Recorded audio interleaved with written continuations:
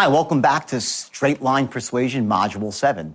And here we're going to delve much deeper into the art of prospecting. And you're going to learn now how to apply tonality, a specific tonality, to each individual question. And based on the tonality, you'll get the actual intelligence that you're looking for.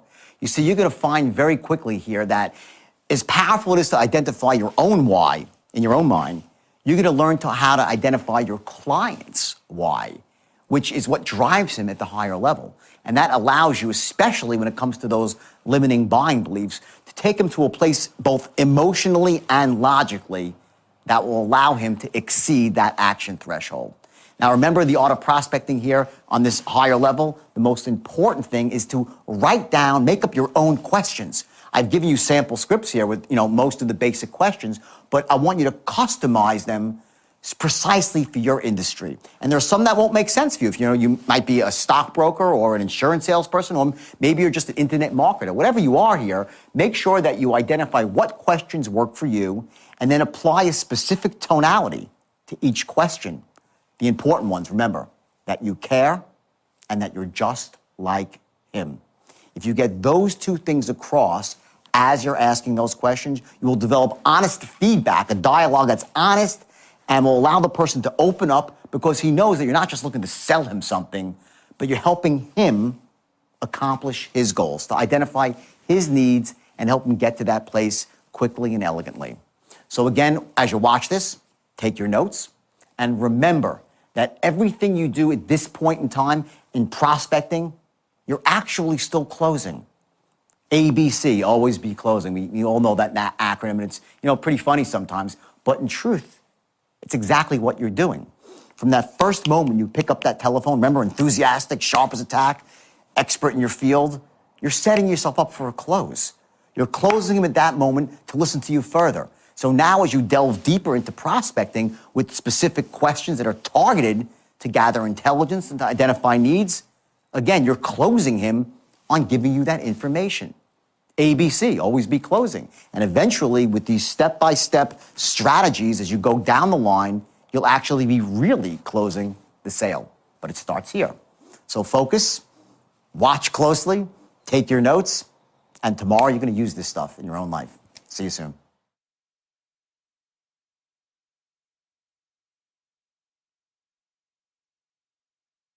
So what I want to do today is this. I want to start off and I want to start with prospecting. I want to start going through questions. And this is some stuff, it's not as exciting as the straight line itself, but this is the first part of the straight line, okay? And you need to master the art of asking questions, okay? Now, there are two parts of this, okay? There's two parts. The first part of it is the actual questions itself, okay? You have the questions, right? And that's the words on the page. Now, we all know from yesterday it's only a small part of it, right? Because what also equally important is how you ask the question. The tonality you use is going to make a huge difference, okay? Let's start with the questions themselves, okay? Finding out your client's why. Do not skip over the fact of what is actually motivating your client to want to make a purchase. Now, don't say, why do you want to buy this? That's not what you say. That's not elegant enough. I'm going to show you a series of questions. You're going to find out his why on both a logical and an emotional level. You need to identify his logical and his emotional why. This is crucial. Okay? You're going to write down perfect questions for your industry. Your people, whatever. If you're a sales manager, you're going to write down the perfect questions for your specific industry, and I'm giving you tons of samples to pull from. I'm giving you all the samples. You're getting everything, okay? And memorize them. If you're on the phone, you have the script in front of you. Know your questions. Do not miss them. They're in a specific sequence for a reason. You're going to learn to go from the general to the specific. You get that? So you're going to ask the questions in a specific order. Okay? Last, you're going to ask for permission to ask questions. You don't just interrogate somebody. You know, the guy says, hey, you have 60 seconds. I would like to share news. You got a minute? Blah, blah, blah. He says, yeah, great. You say, blah, blah, blah, you know. This makes sense. He says, yeah, great. Just a couple of quick questions so I won't waste your time. Right? That's a transition. Just a couple of quick questions so I don't waste your time. Tonality. Don't just start asking him questions. This is huge. This is a transition. The transition, okay, is going to be twofold. Okay? You have two options for it. First, just a couple of quick questions so I don't waste your time. This is the assumptive one, which means you're not even going to ask, you're not going to wait for him to say okay or not okay. And most of the time, that's fine. But it's not just a couple of quick questions so I don't waste your time. It's just a couple of quick questions so I don't waste your time. Like, I'm here to help. The unspoken words in your tonality are, I'm here to help. Well, just for information, no big deal. The other one, okay, just a couple of quick questions so I can better serve you. It's a little softer. And if you add on, is that okay? It's probably not a good idea. Because it shows that you lack authority. Right? Let's write down the 3 cornerstones. Everything that we do when we're asking these questions, we're going to be looking to accomplish 3 things. What are they? Sharpest attack. Sharpest attack. What else? Enthusiastic. What's the third? Force to be reckoned with. Force to be reckoned with. A force to be reckoned with, meaning an expert. An authority figure, right? So we're going to always be congruent with these 3 things, and implicit in our tonality also, whenever we can, is going to be, I care, I'm trustworthy,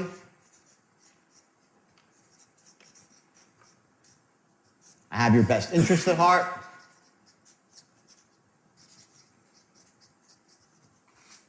whenever you can put those things in there with tonality, you're going to, and we'll see as we go through the questions, okay? Okay, start with big picture questions. Here they are, ready? First, okay? Now, if you're dealing, this typically has to do when you're dealing with a product that they've used before. Okay? It's very important if you're selling, so let's say you're selling somebody a product and they're currently using a product or have used it in the past. Find out what they liked about that product and what they did not like about that product. Because later on, in the second half of the straight line, you're going to be using their likes and dislikes to mold your presentation, to knock out negatives and bring up positives. Understand this, people will always pay more for something that's customized. You get it? They pay more for customization. People love products that are just for them. Very important question to find out what they liked or didn't like about something. Next question, okay? Okay, what would you change or improve with your current source?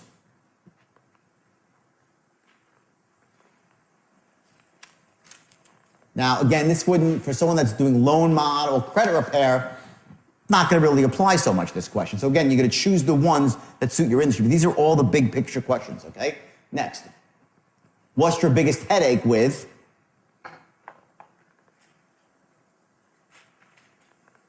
Here you're going to find out what his real, what his emotional, where his pain is, right? And you're going to use that later again. Next. What's your ultimate objective? What are you trying to do? This is crucial in any business. If you're selling somebody credit repair or a loan, whatever it might be, subscriptions, whatever it might be, doesn't matter, okay? You want to know what they're looking to accomplish here. Those 3 things, sharp as attack, enthusiastic as hell, a force to be reckoned with, it all rolls up into one thing, that you are a person that can do what? Who can do what? Help them achieve their goals. Right? Well, how can you do it if you don't know what their goal is? You need to know exactly what their objective, what their outcome they're looking for is. Once you know their outcome, you can become this guy. Okay? Now, what you've told the guy before this point, what you've said to him by your tonality is that you're that guy. But you can't become that guy unless you know exactly what the guy is looking to accomplish, what his desired outcome is. And then you'll see later, as we start going through looping, when you're closing and looking to build into a 10, 10, 10, you're going to be putting in those bullets that specifically apply. Remember I said yesterday, you're going to start tailoring it down as you go further down the line. You have specific bullets that fit that. So you're just for him. You're there to help him, okay? Next, okay? What would be your ideal program? Crucial. And again, these big picture questions, they're specifically broad. You need to tailor these down to your industry. But you get in the picture on what's going on? This is how you gather intelligence. Now I'm going to show you some other questions that are very specific. Okay, next. Of all the factors, what's most important to you? Guys told you the whole story. What's the most important, number one thing you're looking to accomplish? Next. Okay, have I asked about every detail that's important to you? Now, I specifically never ask that question. I do not. It's up there because I want to give you everything that I know. Okay, everything that's out there. Some people like that. There are some successful salespeople. I don't like that question. Okay? But it's there. Okay, if you're in a specific industry or a specific sale that might go on longer, it's a decent question. For a quicker sale, 1-2 punch, it's not a great question. Okay? Okay? Now here's the goal here. Keeping your powder dry. What you have to do, okay, is once, as he's saying and relating his problem, what is making him feel out of control? What he has a goal. He's out of control right now, right? The urge you have is like, oh my God, I got the solution for that. Oh my God, I got the... Stop, let him speak. Don't say, oh my God, my program's perfect for that. He says to you, well, you know, my president, oh geez, I can really help you out here. Big mistake. Do not allow the guy to have the benefit of your program yet. Do not tip your hand. Let him speak. It's your own insecurities, and it gets all of us. We all have it. I get it too on the phone. I just know to shut up. Don't start narrating his answers. Oh, it can really help you out in that one. Oh, great. Oh, we always deal with people like you. That comes later when he's ready to buy. What do you think, he's going to buy because you said that? No. All it's going to do is make him feel a little bit more relaxed, or this guy's so full of crap. You don't want the guy to feel so relaxed yet right now. You want him to really kind of feel his pain a little bit. Now, when I say feel his pain, okay, you know, there's two ways to do that. I'm not a big believer in, you know, make him feel so much pain to his action. Some of you weren't here. Like, there's two new faces here. I just want to explain something real quick. It's really important, okay? Is business with the action threshold, right? The action threshold, okay? What this is the point that he actually needs to get to buy. It's this point, and if he gets there and feels enough either pain or motivation, positive or negative, right? Either he's so pumped up and he loves it so much, he gets to this point and he buys, right? If he's below the action threshold, he will not buy. If he's above it, he's a buyer, right? The action threshold is made up of a couple of different things, okay? And one of them is his beliefs about buying. You can't crack someone's beliefs about buying while you're qualifying them. You just can't. You don't want to. It's not the right time yet. There's other things that need to be established, like number one, that your product is the best one on the market, that you're the best too, you're the best person for him, your company's ethical. This comes last. This comes last. What you're doing right now is identifying, write this down, identifying his emotional wants and his physical needs. That's what you're doing right now. That's all this is about. And you're developing massive rapport. And as I go through the questions, I'm going to give you specific questions next, and I'm going to show you exactly how you do that with tonality. So now let's move forward here, okay? So please don't, if you're a sales manager, don't let your people narrate while they're qualifying about how great your product is. It makes you look disingenuous, and it also doesn't do anything for you, okay? If it's you or the salesperson, just bite your lip and listen. 2 ears, 1 mouth. You should listen twice as much as you speak, especially in the beginning, okay? You'll have your chance to speak, and when you speak, every word will be directed, okay? But just not random words that come out of your mouth. Everything's measured, okay? Okay, let's see. Okay, now, while we're qualifying, rapport will be developed with tonality and body language, right? Okay? You start asking invasive questions. Now we get specific, right? Let's get to specific questions, okay? Okay? Each question has its own tonality, okay? This is the first one. We were dealing with a trading system yesterday, right? So if this is the question here, right? How do you think about training, right? There's a couple of different ways to ask that question, right? The first way would be, how long are you thinking about trading for? That's one way. The second way is, how long are you thinking about trading? Now, I'm telling you this right now. I'm going to call, as soon as the script's getting, I'm going to call someone on stage, and I'm going to show you the dramatic difference in emotion it creates. You'll see it, because I will do the test, and you'll be the judges of it. You will see that if you ask the question one way versus another way, the person's either in rapport with you or out of rapport with you. And we'll start giving you accurate answers, or just simply blow you off. Okay? So that's the first question, okay? Would be, how long have you been thinking about trading? Now, the equivalent would be, if you're in credit repair or loan mod, how long have you been thinking about getting your credit fixed for? Why do you want to know that? It's a pretty important question. How long do they want to? Because you're going to say, well, are they warm? Oh, I've been thinking about, not really, I don't know, I've been thinking about too long, really. Maybe a couple of weeks, so they get their picture where they are. Oh, it's been on my mind for say, I want to buy a house. It's like, well, I wanted to buy a house and this and that. Now watch, here's the straight line, okay? Right here. And remember, we can go, we have rapport and intelligence here, right? We do not want them going above and below these dotted lines. That's your safe zone where you're gathering rapport. So when you ask a question like that, you're hoping he's going to start telling you about his life. And you're going to listen. And don't interrupt him. Do not start narrating. Oh, it's only that. Oh, yeah, great. Wow, interesting. Let him talk. Let the prospect talk. Most people don't ever get to be heard. They work for other people. They're disempowered. Their wife doesn't listen. Their husband doesn't listen. They want, listen to them. They'll talk to you. Now, if he starts spiraling off into Pluto, and it goes from telling you about meaningful things in his life that got him into a situation versus now his son's in school and how his son's getting A's and B's and he's going to go to then you know you're off the line. Okay? So what are you going to do? When you're off line, you're going to stop him and you're elegantly, you're going to direct him back to the line using tonality to carry the moment. So again, this specific question in your industry can elicit a ton of information. How long are you thinking about buying a Porsche for? How long are you thinking about buying this piece of equipment for? Whatever it might be. How long do you want to get into the trading business? How long are you thinking about becoming, a stockbroker? Whatever it's going to be, right? Next question, okay? Okay, let's do this. I'll jump ahead for just 1 second here. Now, we're going to do this when two people are on stage. What happens is this. When you're asking questions to people, all right? Now, I know you're on the phone. They're far away. You have to use your body. Move your body in a way that creates the right tonality for the question.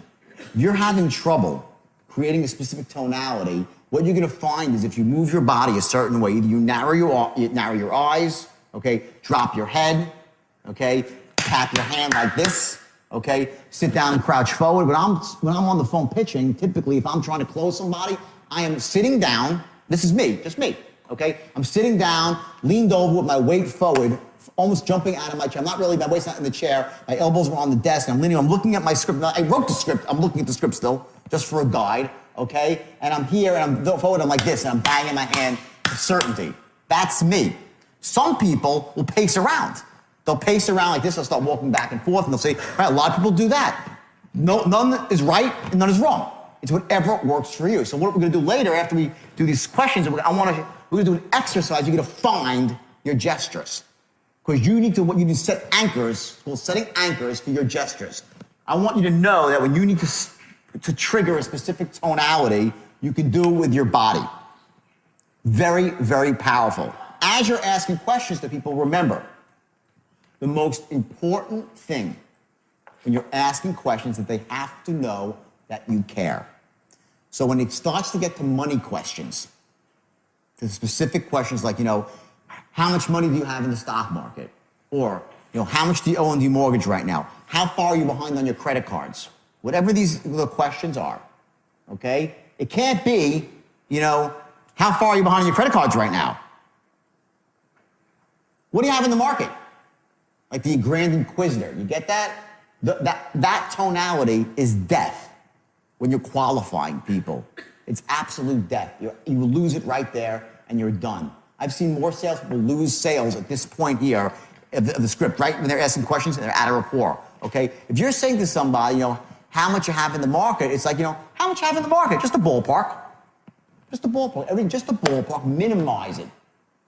Don't ask somebody a question like you're the Grand Inquisitor, because they will destroy you, these questions, okay? This is a crucial part of the sale, okay? So now, let's move forward for a second. So you ask these questions, okay?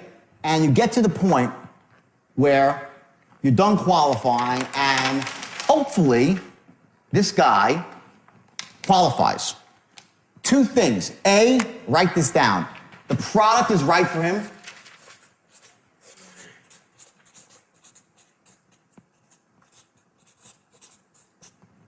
Number one. Number two, he can afford it.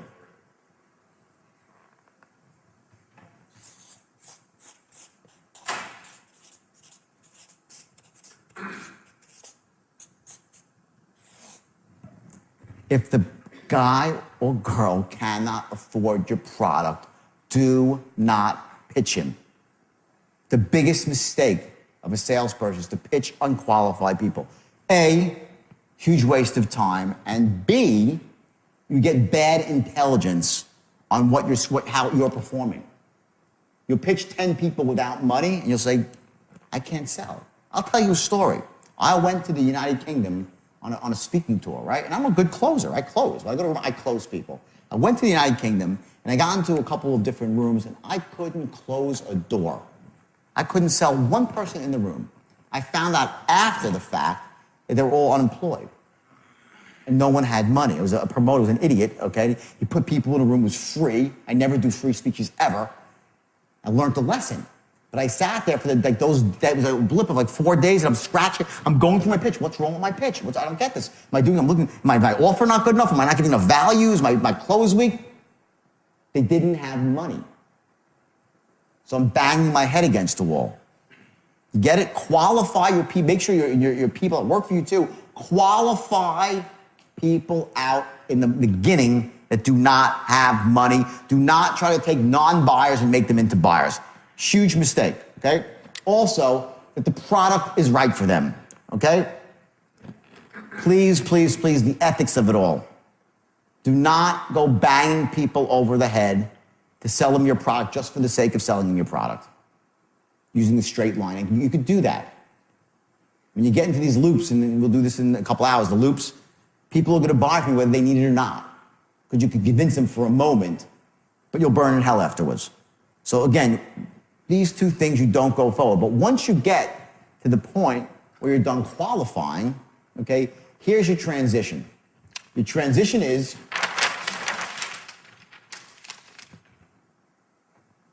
write this down. Well, based on everything you just told me, this program is a perfect fit for you. That's your transition. Based on everything you just told me, the program is a perfect fit for you. Where are you on the line?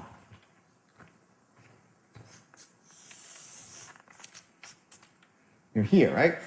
About right there. Now, here's the beauty of the system, the straight line. Watch.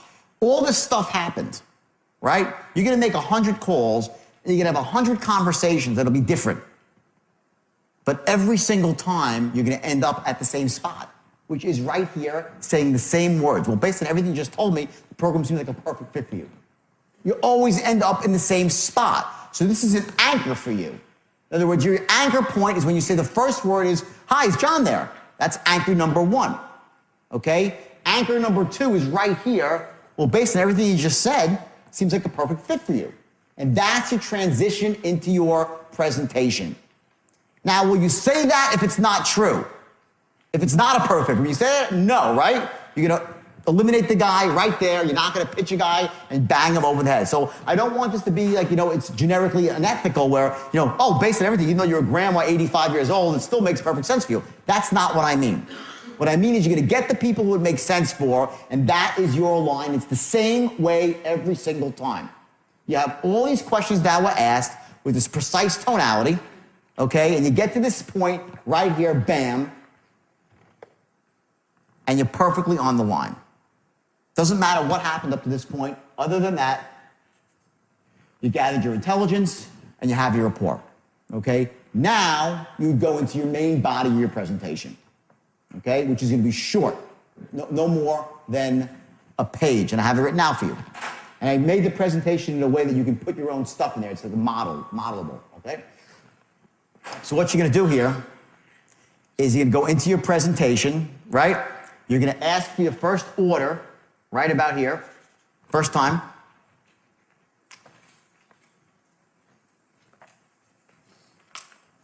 And at this point, what are you waiting for here?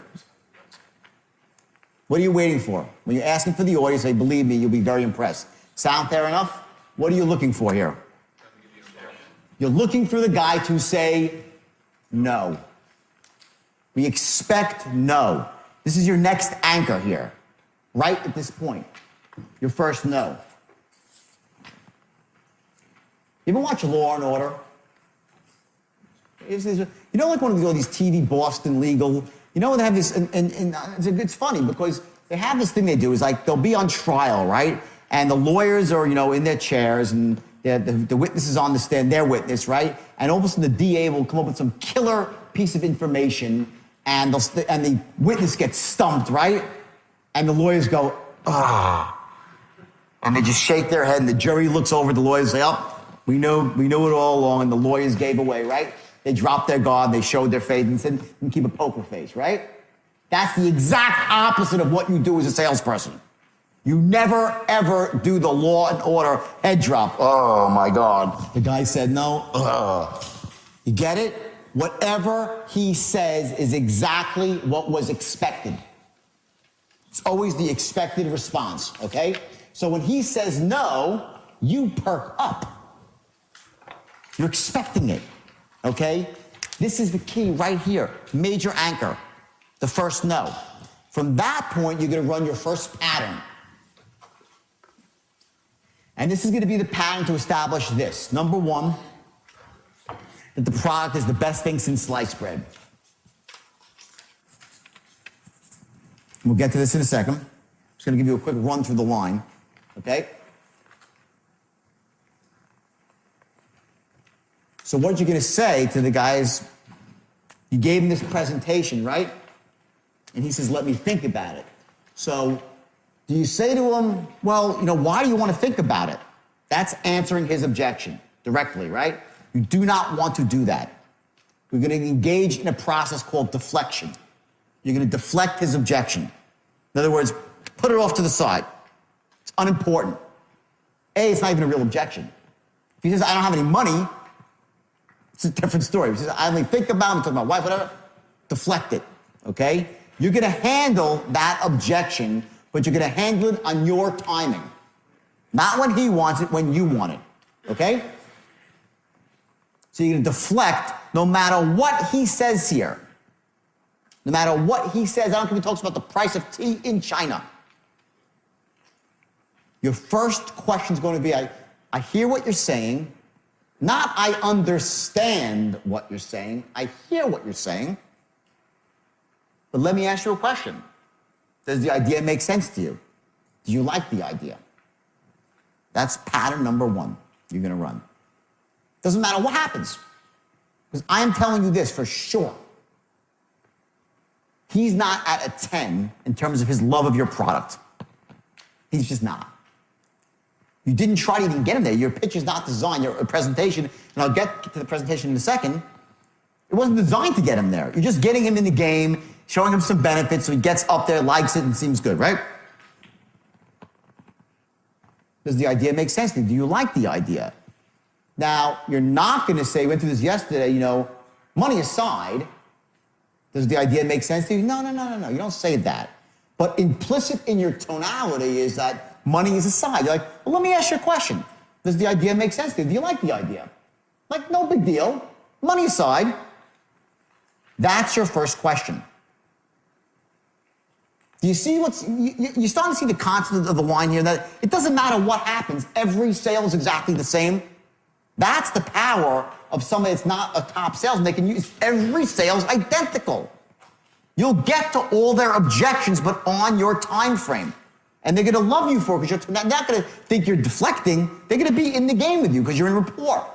Okay? You'll get to the I want to think about it, but not yet. Because that is going to evaporate when you run the pattern. I want to think about it will disappear. It'll become something else. I want to do something else. I have all the objections. We'll go through those, right? So you run the first pattern, okay? And you say, does the idea make sense to you? Do you like the idea? He goes, yeah, it sounds good. Is that good enough? Yes or no? Not in the least. Someone says, yeah, if you say something, does the idea make sense to you? Do you like the idea? 90% of the time, I say, yeah, it sounds good. So the salesman says, great. Now, if I've been doing business with you for you cannot move forward on the line. Watch. Every time you move forward, there's 3 ways for it to go. The guy could say an enthusiastic yes, which brings you forward on the line, right? An enthusiastic answer. Yeah, great, absolutely. Let me ask you a question. Do you like the idea? Oh my God, yeah, it's the greatest thing ever. I'll move forward. I'll say, exactly, it really is an amazing program. Move forward. But that happens like maybe 8 to 10% of the time, where someone will be that enthusiastic about your product on the first go-round. If that's the case, he's done a lot of research and he knows that it's far and few between, okay? Mostly, they'll say, yeah, it sounds good. I'll say exactly. And let me say this, and this is the key words here. The true beauty of the program, this is your power words. The true beauty of the program, that's the beginning of almost every loop. And the reason it's called a loop is watch what happens. You already made a presentation, right? Now you're past that. You asked for the order. He says, let me think about it. What do? Do you go slam forward and try to close him? No. You're going to loop back around to resell him the idea. First, you loop backwards. Do not go forward. If you want to sound like a pushy salesman, let him object, answer his objection, and ask for the order again. Just answer. If you answer his objection directly, you seem pushy. And it's no, it doesn't matter. If he has an objection, you're just like, I know you want to think about it, but thinking about it's not really good. There's only, you never know real estate is location, location, location. In this business, there's timing, timing, and timing. So do it right now. Come on, believe me, you won't be sorry. You're a freaking idiot. You're like you're awful as a salesperson for doing that. And not, said well, if you walk into a room of untrained salespeople, they'll be doing that and so say, wow, that guy's a good salesman. He's the worst, that guy. That's not how it works. What happens is you have to loop back first and now resell your product in a much more effective manner. Your secondary script is going to be the one that's much more powerful than your first script. Because remember, you're keeping your powder dry. It's just going to take a certain amount of time for you to wear down this person's beliefs about buying. It's going to take you a certain amount of time to pick the combination lock. You can't pick it all at once, okay? So you keep your powder dry. You now put in some much more powerful benefits. So your secondary pitch is more bullet-oriented. One very powerful fact. And when you get to that, you say, you see what I'm saying? Does the idea make sense? Say, oh, no, yeah, great, I like it, it's great.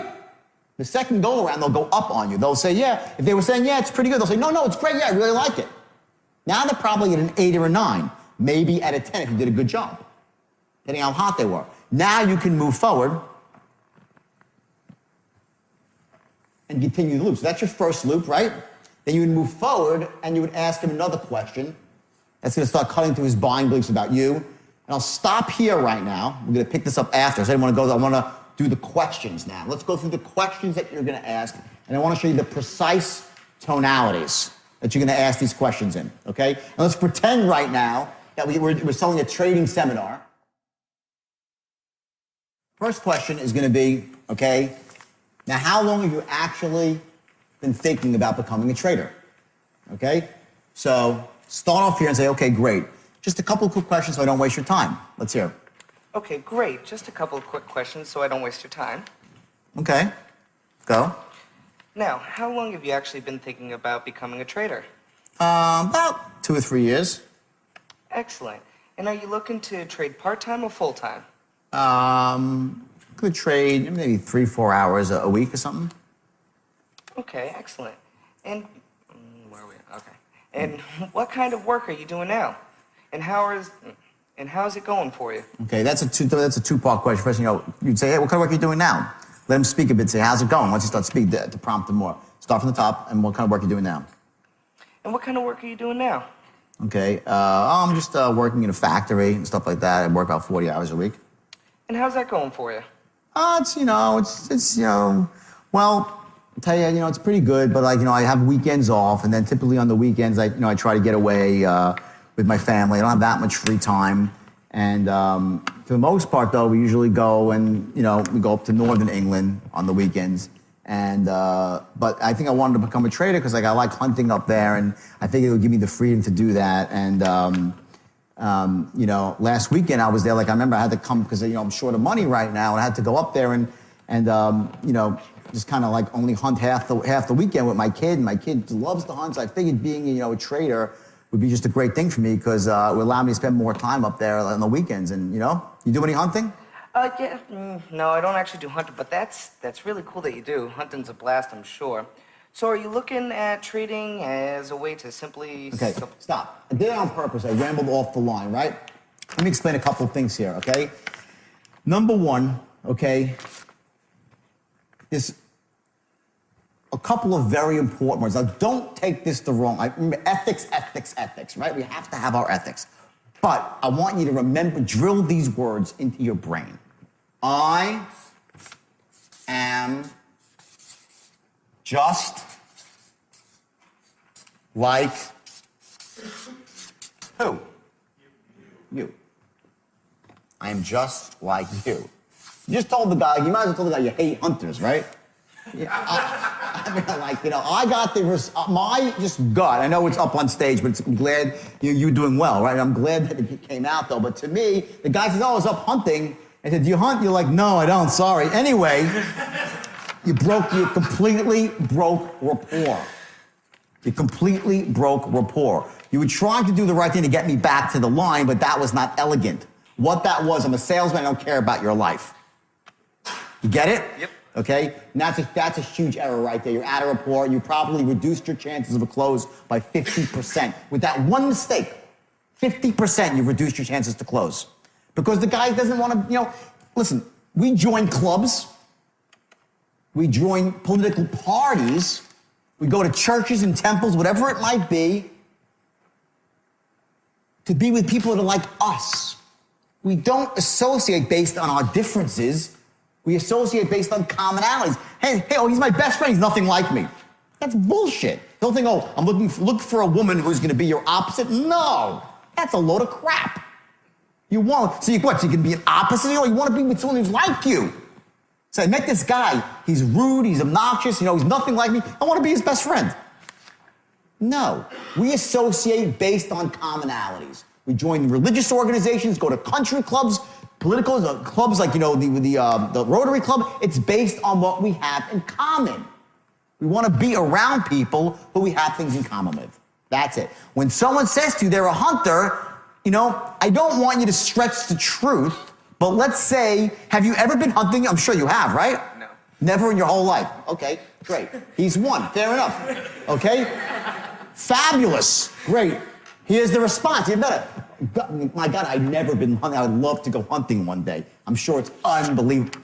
Get it? It's all you had to say. Oh my God, that sounds amazing. It must be beautiful up there. Yeah, okay, great. Now, see, it's elegance. When I say interrupt him, you cannot bat him and go back to the line. That's a disaster. That's why it's so powerful to go through a script like this, And this is such again, okay, watch, very simple. If this is the straight line, okay, and this is your acceptable levels where you let the guy ramble on, right? And he starts to go up here, and I went off to the countryside. You let me speak, I spiraled, right? It can't just be, I'm not interested in hunting, I go down to the line. You're done, okay? What it's gonna be, this is sort of the zone here. You're like, oh, wow, my God, I'm just like you. Or even better now, I wish I could be just like you. Wow, lucky you to have that. Man, amazing. Woo, great. Now, you can't say it. Ooh, great. Ooh, boy, you're like an idiot. But your tonality says it. Because I would say, wow, that's amazing. I've never been hunting. I'd love to go hunting. I have tons of friends that are hunters. It's totally cool. Anyway, now, boom.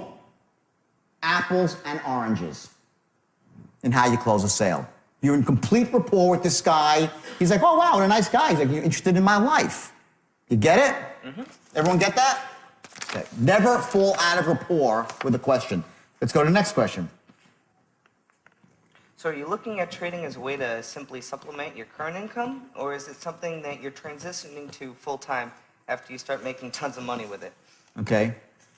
Decent. Now, I want you to notice something here, okay? Look at the words here. After you start making tons of money with it, right? Okay, that's called a future pace. Just put an underline there.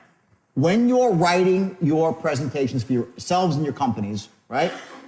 In your script, you want to always have these things once you start making money. After you start making money, like the rest of my clients, all these future paces in there, okay? So what I want you to do here now, okay, is I want you to get a little bit more elegant. So you're looking at trade as a way to simply supplement your income, or is it something you'll transition into full-time after you start making money with it?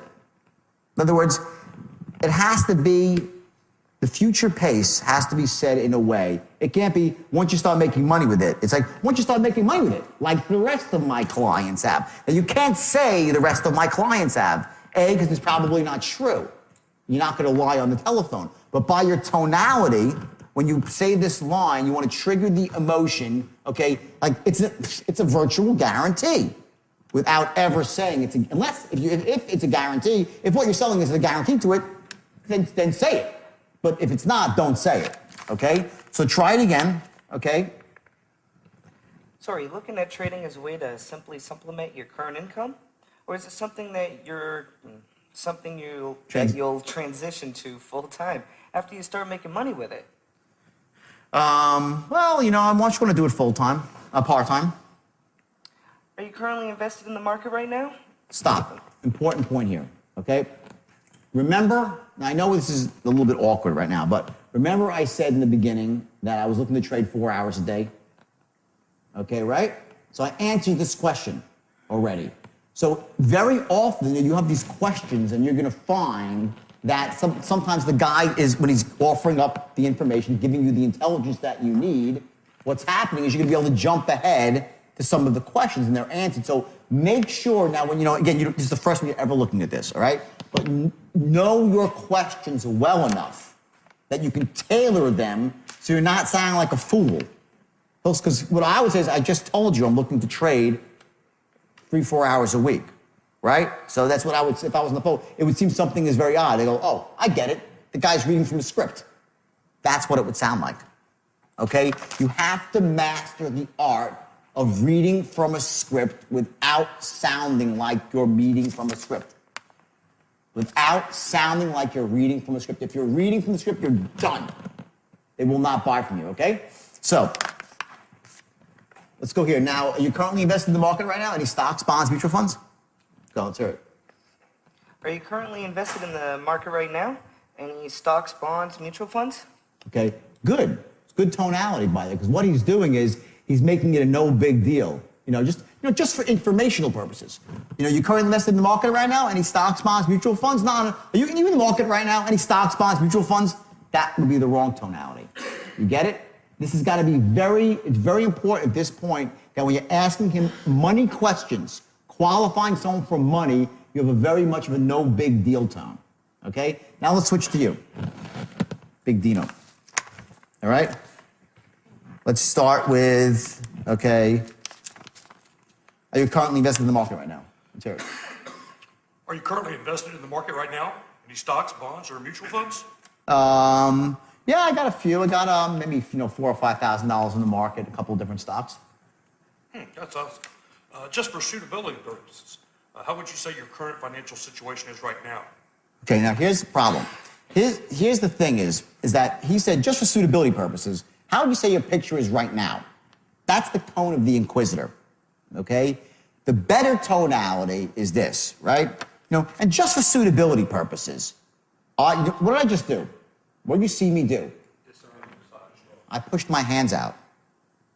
I do it automatically as an anchor for myself, okay? When you ask, this is the most invasive question you can ask somebody. How much money you got? You get this one? You ask this one the wrong way, you're out of rapport. You are out of rapport. Then you got to get back into rapport. When you ask a question like this, it's, just for suitability. I hate to have to ask you this. It's just for suitability purposes. No big deal. You know, how would you say your current financial situation is right now? I hate to ask you. Now, you're not going to say, I hate to ask you. You're like, just for suitability purposes, because I'm a nice guy, and I would never do anything that's unsuitable for you. That's the psychology that's going on right here. You must ask this question with the hands out, just for suitability purposes. Now, that's for me. Hey, it could be your different gesture for you, okay? So try it again now. Just for suitability purposes. Now, just for suitability purposes, how would you say your current financial situation is right now? Okay, keep going. Are you in good shape now, or are you struggling a bit? Okay. Try to be a little bit more empathetic here. Watch the tone. Ready? Say what sounds better, everybody. Right? Watch. Okay, ready? Okay. Just for suitability purposes, you know, how would you say your current financial picture is right now? You in good shape or are you struggling a bit? Now, stop. Before you even go, when I said struggling a bit, what happened to what did you hear in my tone? A little empathy, right? I said you're struggling a bit. Not like you're struggling a bit, huh? You know, you're in good shape now or you're struggling a bit? And look at my face. My face I make my face look sadder. Are you struggling a bit? I'm pretending they're in front of me. If someone was in front of you, are you struggling a bit, huh? If they were face to face, would you smile? What would you say? What would you do? Show me what would you say if you're struggling? How would you do it? Show me. In front of me. If you tell me, are you struggling a bit? How would you do it? Are you struggling a bit? You see the face? Okay? Before, on the phone, you were like, are you struggling a bit? You didn't have the face because your face was not the right, your physiology was incorrect. You didn't create the correct tone out of it.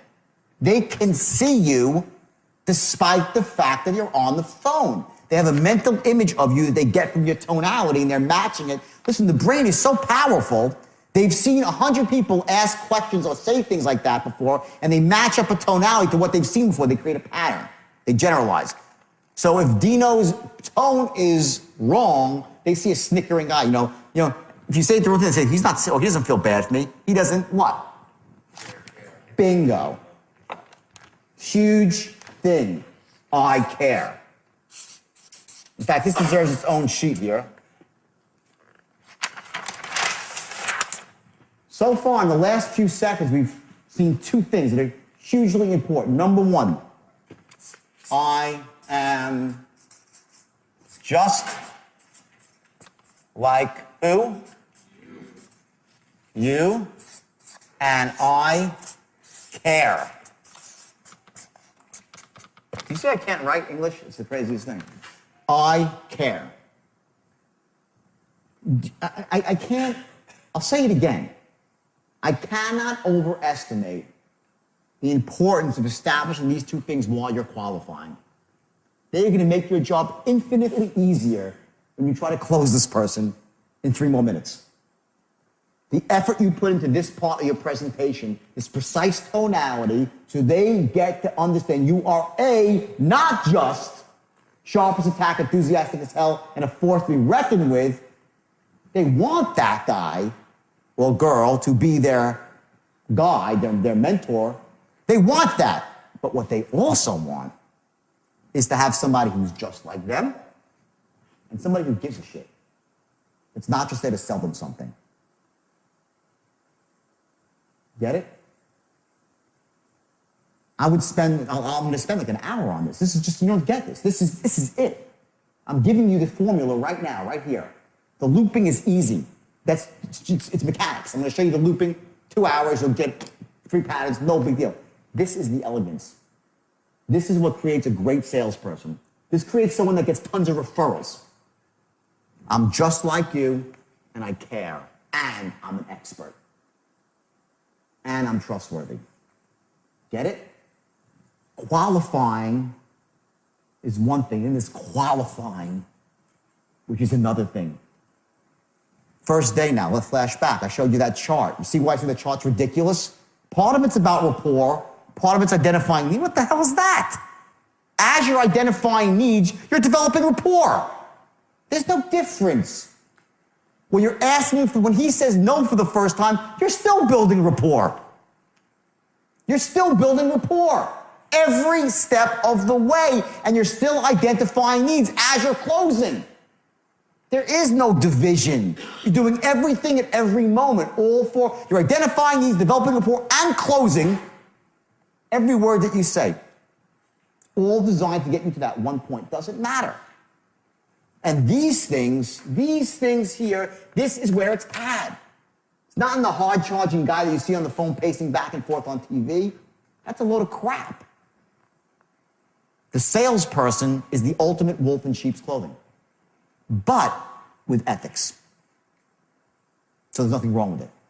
Not a wolf in sheep's clothing in a bad way, okay, which I once was, but the right way. You come in there, you know you have the power. You got the power. You got the straight line. You're a master of tonality. You're a master of structure. You can loop and loop and loop until you pick the lock. You got it all. But you're meek as you freaking care. Bottled, you know the enthusiasm, bottled enthusiasm? It's here, right? It's not here and here and here. That loses its power really, really quickly with somebody. You might get some buyers that are like, respond, if they're just like you might get that buyer. You're gonna cut out a whole element of emotional buyers that more than anything want to be understood, they want to be cared about, and they want to do business when they like. Imagine this is a pie chart, there's 100 buyers, right? And you're a great closer, but you lack the ability to create a certain emotion in a certain group of people. You lack one skill. So all that means is you're gonna close a few less people. Your percentage goes down. That's the way it is. There's a reason why some people close at the highest level. It's because they don't lack the skill sets. It's skill. It's skill. It's not accident. And the greatest skill of all is what? Hard work. Number of calls you make. But when it gets past that point, it's all about these nuances, the fine ones, and these two, I'm sticking on it for all. These two, when you're qualifying, and even when he's objecting, everything will always say, even when you're at odds with the guy, right? When I said, as I said yesterday, we'll go through this again later, I said, tell me you don't like my product, and I will respectfully argue with you why you're wrong. I'll educate you why you're wrong, right? While I'm educating you, I'm also going to be telling you these two things. They're not mutually exclusive. You never buck heads with somebody on the phone or in person trying to tell them they're wrong and you're right. It's not about that. You educate. Why? Because you care. And you know your product is the best and you know it's in their best interest. And that's when this tonality, we'll go through a different tonality later, where you're as smooth as silk and say, sir, please don't misconstrue my enthusiasm for pressure. It's a great line. It's the last thing I want to do. But let me say this, the true beauty of the program, and you're back in. You have all these loops, the true beauty of the program. You loop back in all the time, okay? And you're going to tailor it so you're just like him, okay? So now let's go back here. Everyone get that? That whole concept? Okay, so let's go now. And just for suitability purposes. And just for suitability purposes, how would you say your current financial situation is right now? Are you in good shape or possibly struggling a little bit? Much better. Excellent. Give me a round of applause. That was great. Well, things have been better. It's been a tough couple of years. I'm doing okay. Paying the bills. Jordan. Stop. Okay. Now, every time, listen to me, when he says something you have to respond back to me, okay? You have to mirror me, okay? So I said to you, I'm paying the bills, okay? Here is a time when matching and mirroring is crucial, okay? You talk about pacing and leading, right? Matching and mirroring, okay? I say to you, okay, how about this? 3 responses to this question. Let's go through the 3 responses. And this is going to go for all questions. So let's go through 3 responses. The question is, okay, are you struggling right now or do you have money, right? There's 3 things he could say. I'm doing great. Things are great. Things are so-so, okay, right? So-so. Or things suck. So, based on the response he gives us, what do we give him back? Well, we got to mirror him back. If he says things really suck, okay, great, perfect, a victim now. You're not going to come back. And as silly as that sounds, by the way, salespeople do it all the time. Because they're locked in, okay, great, they think, okay, great, they can robot, okay, great, okay, great. There's all these okay greats that are here in the script, but they're reflection points for you to reflect back to the customer some emotion that matches his, or if you're pacing and looking to elevate him a bit, you use that to elevate his state. Everyone follow that concept? You elevate their state by your tonality, right? So these transition words where you're mirroring back to the guy, they're there for a reason. So he says it sucks. Oh man, my finances are a suck. Okay, great then, perfect now. Great guy for credit repair, okay? If he says so-so, I'm doing okay. Okay, great, I'm glad you're not broke. No, you're not gonna say it either, right? You're gonna come back with sort of a so-so, okay, but a little bit above. Like, things could always be worse. So what are you trying to say? What are you trying to say there? Just like you. I care. In other words, if someone says to you things are if someone says to you things are not really good right now, okay? Now there's this sort of like the really fine line. What you don't want to do is say, listen, don't worry, I have the solution for you. Everything's going to be great. You don't want to do that. You want to keep him in this state, not to hurt him, but he needs to feel a little bit of pain right now to really open up to the benefits of what you have. You're doing him a disservice if you remove all the pain right away.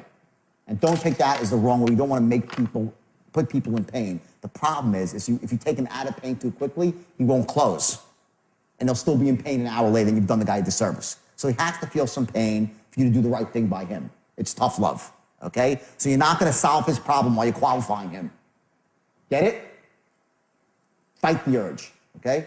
So the guy says to me, man, it's not good, you know, I'm behind in my bills, about to get foreclosed on. Okay, great, I'm in loan mods. No, you don't have to say that, right? You'll say, oh man, that's just awful. Well, you know, that kind of sounds a little bit disingenuous. So what you want to do is say, I totally understand. That's exactly why I called you. Tonality, I totally understand. That's exactly, not I totally understand, that's exactly, I totally understand, that's exactly why I called you. It's exactly why I called you. Isn't this great? We made a match. That doesn't sound like you care. That sounds like you want money.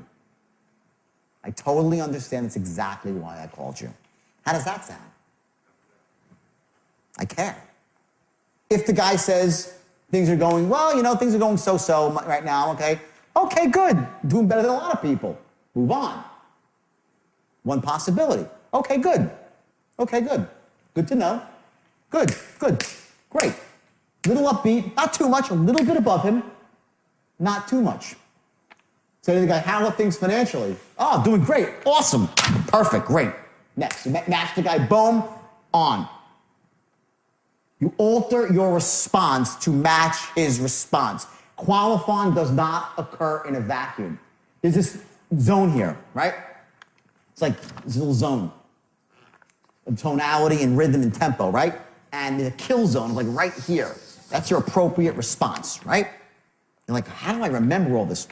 When you're unconsciously competent at something, you do this automatically. What you need to, we spoke about, you weren't here, so we spoke about the different levels of learning, right? When you leave this room this afternoon, you're going to be consciously competent at using the straight line, which means you'll understand it. If you're focused on it, have it written down, you'll be able to do it, but you can't listen to anything else. I could do this while I'm tying my shoes, drinking coffee, right? I'm doing my whole life, right? You get there 2 or 3 weeks, just by repetition and learning, repetition and learning, repetition and learning. You just nail the grooves deeper and deeper into your brain by doing it. There's no way, you can't study it to perfect it. You got to do it. Once you do it, you're going to fall into this little kill zone right now, and automatically, when he says a question, you're going to mirror back the right tonality. I'm giving you the info. I'm giving you the info right now for your conscious mind. All right? It's up to you to keep doing it until it becomes part of your unconscious mind. Then you'll do it automatically. Those are your 3 responses for every question. So now let's keep going. Next question. How much money are you thinking about starting trading with? Okay. Let's try that one.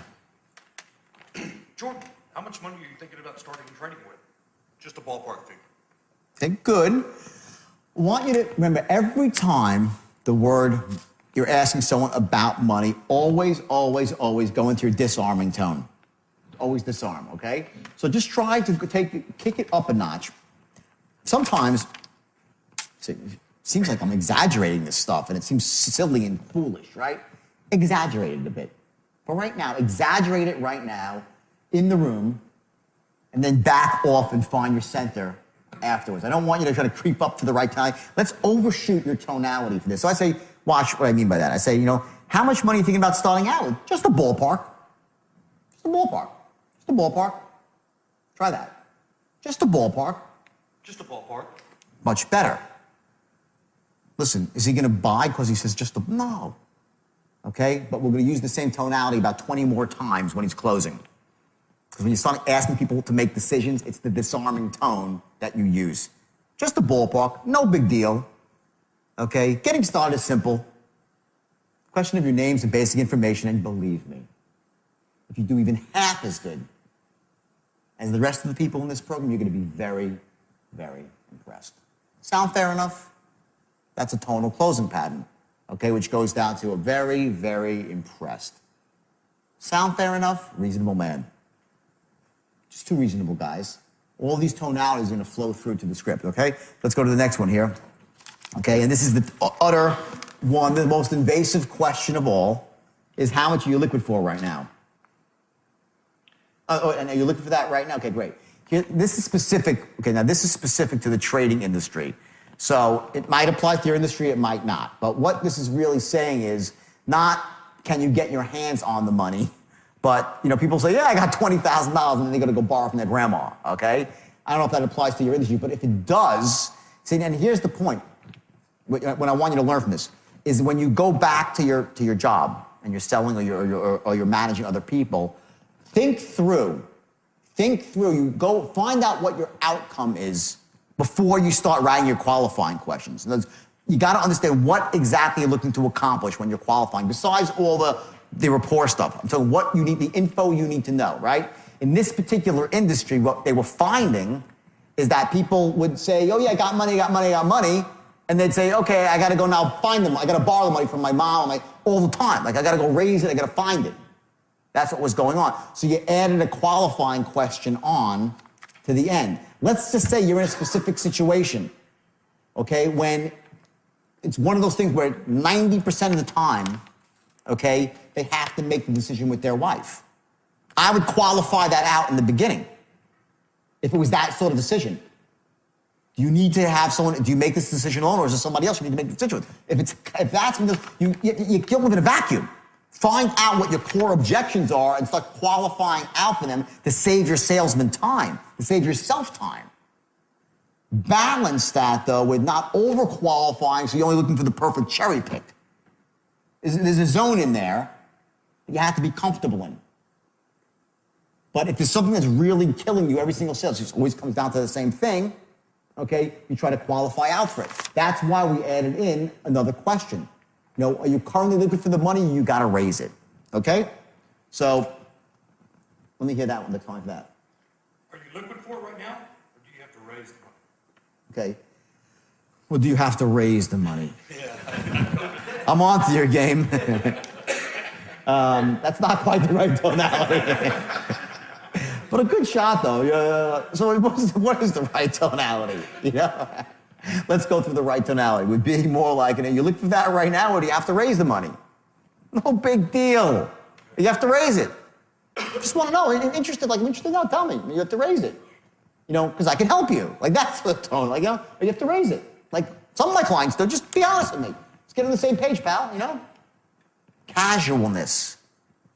We buy, all things being equal, we would buy from friends and family, right? So be perceived as a friend. Who cares? Try it again. Are you currently liquid for that right now, or do you have to raise the money? 1,000 times better. Apples and oranges. Give them a round of applause. It was great. Okay? And I say, oh, no, I have the money right now. Okay, and here's the transition. Well, great. Let me say this. Based on everything you've just told me, the Forex program is definitely a perfect fit for you. Now, real quick, boom, in the body of your script. Get that? It's a very simple transition. Based on everything you just told me, it seems like a perfect fit for you. Not, well, based on everything you just told me, it seems like a perfect fit for you. Okay? That's not right. Let's hear that. Based on everything you just told me, it seems like a perfect fit for you. Let's hear it. Based on everything you just told me, it sounds like it's a perfect fit for you. Okay? Okay, now, here's the thing. That was a little bit too sing-songy, okay? Here's a point where you need to have a declarative, okay? When we talked about a question, when you ask a question, right? He said that, I'm like, oh, really? That's my dialogue off of what you just said. He goes, it seems like a perfect fit for you. I'm like, oh, really? What makes you so fucking smart? People, you don't think people are, oh, what makes you so smart? You don't think people are, people narrate every word you say, people are narrating against you in their mind, okay? Your tonality was weak.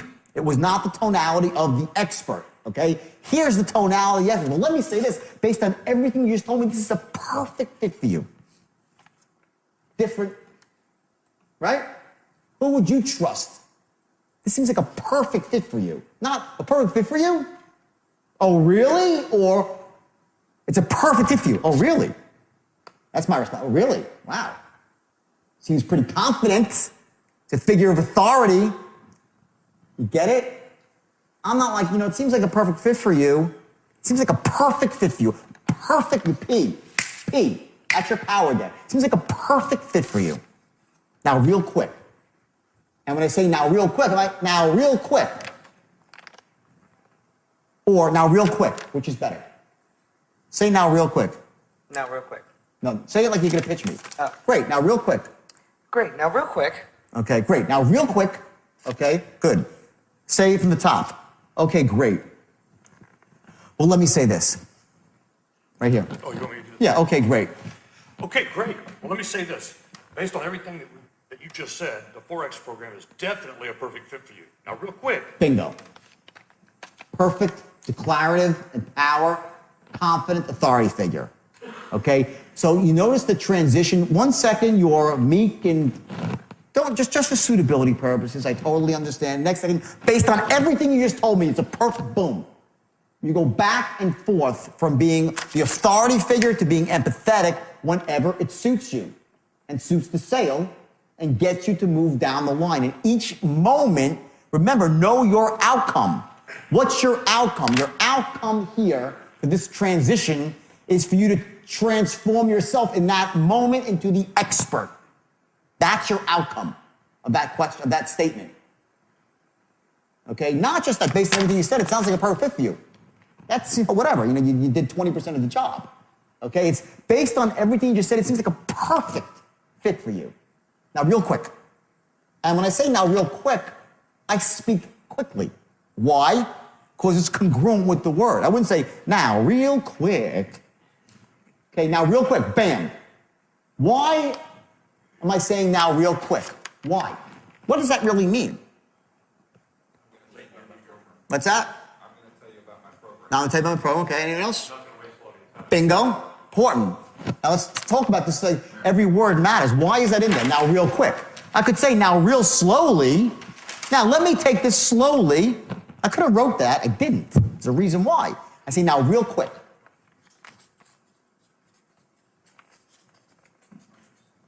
Okay, number one, he brought it up.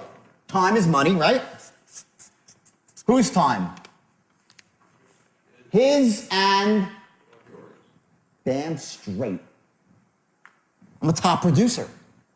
I'm going to tell you about the lady of the car, the savage car saleswoman from BMW. This woman, when I walk in there, her time is money. She's going to sell me a car, make me feel great for 4 minutes, and I'm out the door with a car. If she said, oh, sit down, honey, have a coffee with me. I'm like, well, Nate is not selling too many cars these days now, is she? She's probably real desperate to sell me one. Okay, now you don't say all that, but it's a building block. That like little bit, now real quick, okay, and what it's also saying is that it's not going to take me very long to show you the benefits here. This is a very simple process. Now real quick, let me tell you how great the program is. Not like now real slow, now get out your pen and paper for some massive calculation to see the benefits. This is so freaking obvious Now, let me just tell you why this is so amazing. Now, you didn't say now, real quick, let me tell you why this is the best burger on planet Earth. You're not saying that. Say, now, real quick, boom, and you're into the body of your script. Okay? If you've done this right now, so here's now look at the transition. Remember I said in the first 4 seconds, you establish what? Sharp as a tack, enthusiastic as hell, and a force to be reckoned with. That's the first 4 seconds. Then I said there's other points now that come after. What were they? Likability, that you care, you're just like them, right? Trustworthy, and we're not even into the presentation yet. That's qualifying. That's the straight line. Before you even say the first word about your script, you're already in, you got half the job done. And from this point forward, it only gets better. In other words, if you think that was oh my God, forget that. The tonality goes 1,000-fold more important now. Now in the script, and not so much, by the way, in the script, that's somewhat in the script, but when you start to go into the actual, when he says no, the sale starts, right? That's when the sale starts. When he says no, at that point, your tonality is everything. What you've done is laid the foundation, and you've done what more than anything? You have not what? Blown it. You haven't blown it. Okay? You've laid the foundation for a great presentation. You're in rapport with the person. You know all the intelligence about them. So on the back end of the sale now, when you get to this point in the straight line here, and you're looping and picking the lock, all that stuff that came out in the beginning, your own business, you go back to your business, you have all the questions I'm going to give you, the big picture questions, more specific questions. You can have all the intelligence you need to create the logical case, the emotional case, you know what his wants are, so you can pick the lock, 3 turns to the right, 2 turns left, and you keep looping and looping until the safe opens and he buys. That's what's just happened here. Don't ever, ever, ever rush past the qualifying section of the script. That's the key. If you qualify correctly and create the right image about yourself, closing gets much easier. So now it's time to master the art of reading from a script without sounding like you're reading from a script. If you sound like you're reading from a script, you're done. So you have to master this art, which is about tonality and pacing. So you sound natural while you're getting across some very powerful unconscious triggers for your prospect to give you the information that you need and to maintain that tight lock on rapport so he knows that you care and he knows that you share commonalities. Remember that we don't join clubs, we don't become members of institutions that people are different from us in. We always gravitate towards people who are just like us. When your client feels that, not up here, but here, you have a very, very easy time of influencing him or her. Important here on the action side of the equation is that in order to get to that point where you don't sound like you're reading from a script, guess what it takes more than anything? It's practice. And they say repetition's the mother of all learning, mother of skill. It's true. And there's, some amount of time you have to dedicate with this to really getting to the point where you sound good. And I just say, you sound good.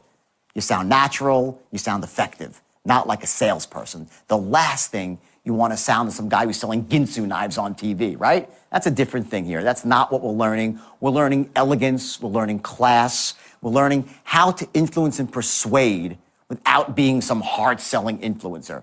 And some of you might be, hard-selling types, and that's cool too. There's nothing wrong with that, but remember, you want to balance the hard-selling out with integrity and making sure that you're selling something that they really need, not just for your own purposes to make a commission. And, I say that from experience because, I have used the straight line. Listen, it's so powerful and so effective that you can get people to buy things they shouldn't buy and to make decisions they shouldn't make. And if you use it for that, shame on you. You're taking something that's wonderful and beautiful and corrupting it. I made that mistake once in my life, and I promised myself that I would never make it again.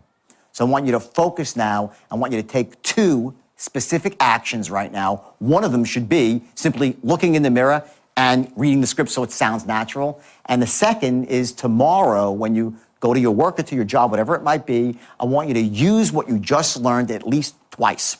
Not once, but twice. And I want you to make sure that you focus on the specific tonalities to move the sale forward along the straight line, to move the influence along the straight line, to move the negotiation along the straight line. Remember, on some level, everything in life is a negotiation. We all have different wants, we have different desires, but underneath that, we all share the same needs. So the idea is to figure out how someone really interprets those needs, how do they meet those needs, and you fill those needs elegantly and with class. And by the way, remember to write down your specific questions, the ones that are tailored precisely, specifically to your industry. Because ultimately, if you ask people the right questions, you get the right responses back, the intelligence that you need, and it makes it much, much easier to close on the back end. See you soon.